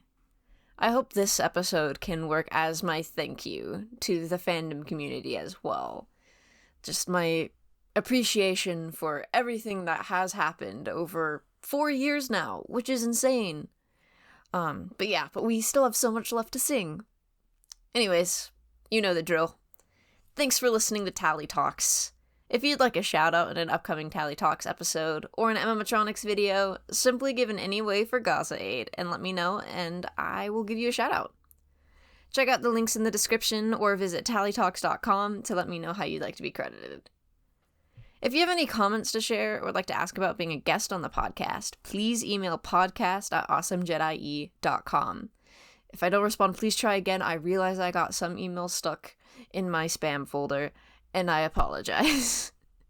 Also, now I have Tally Talk stickers on sale, so please check out the description for that too if you want to have a little piece of the show for yourself. Anyways, thank you, and have a good day. By Tally Hall.